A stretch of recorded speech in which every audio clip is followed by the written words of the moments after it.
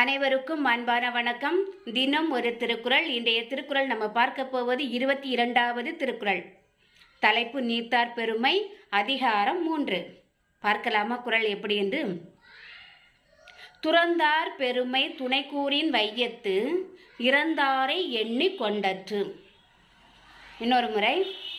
துறந்தார் பெருமை துணைக்கூறின் வையத்து இறந்தாரை எண்ணி கொண்டற்று. இதனுடைய பொருள் என்ன அப்படின்னு பார்க்கலாம். இந்த உலகத்தில் இருக்கக்கூடிய ஆசைகள் அனைத்தையும் துறந்து வாழக்கூடிய ஒருத்தரை தான் துறவின்னு சொல்லுவாங்க. அப்படிப்பட்டவங்களுடைய பெருமையை நம்ம என்ன செய்ய முடியாது, அளந்து கூற முடியாது.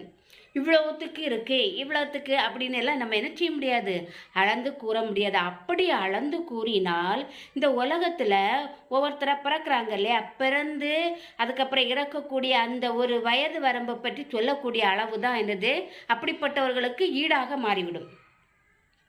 அதனால தான் என்ன சொல்லியிருக்காங்கன்னா, இவங்க எப்படின்னா இந்த செல்வம், புகழ், ஆசைகள் இவற்றில் எந்த ஒரு இதுவுமே என்ன செய்ய மாட்டாங்க, பற்று உடையவர்களாக இருக்க மாட்டார்கள்.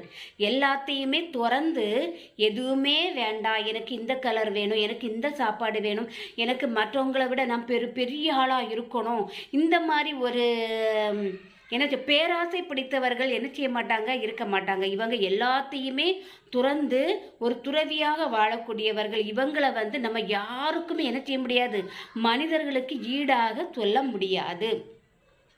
இறைவனுக்கு சமமாக சொல்லக்கூடியவங்க தான் யார், இந்த துறவிகள். வீட்டில் உள்ள எல்லா பொருள்களையும் அனைத்தையும், அதாவது கணவன், மனைவி, குழந்தைகள் இவற்றை அனைத்தையும் விட்டு துறவியாக நிறைய பேர் என்ன செய்திருக்காங்க, போயிருக்காங்க. புத்தர் கூட எப்படின்னா கொஞ்ச நாள் இல்லறம் நடத்தி அதுக்கப்புறம் தான் அவர் என்ன செய்தார், துறவியாக போனார். ஆனால் இப்போ எல்லாருமே என்ன செய்கிறாங்க, புத்தரை வழிபடுறாங்க.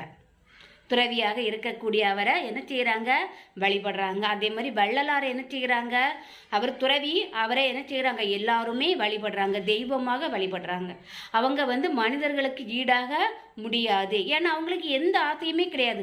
மனிதன் அப்படி கிடையாது, பொறாமை பிடித்தவன். என்னன்னா நம்ம அவர்களை விட என்ன செய்யணும், உயர்வாக இருக்கணும், அவங்கள விட நமக்கு புகழ் அதிகமாக கிடைக்கணும், நமக்கு நிறைய செல்வம் இருக்கணும், இந்த மாதிரி என்ன செய்வாங்க மனிதர்கள் நினைப்பார்கள். ஆனால் துறவிகள் அப்படி கிடையாது, முற்றிலும் திறந்தவர்கள். அகப்பற்று புறப்பற்று எதுவுமே இல்லாமல் இவங்க என்ன செய்கிறாங்க, வாழக்கூடியவர்கள் இந்த துறவிகள். அதான் இந்த நம்ம வள்ளுவர் என்ன செய்திருக்காருன்னா, இப்படிப்பட்டவங்களை என்ன செய்ய முடியாது, நம்ம அளந்து மதிப்பிட்டு சொல்ல முடியாதான்.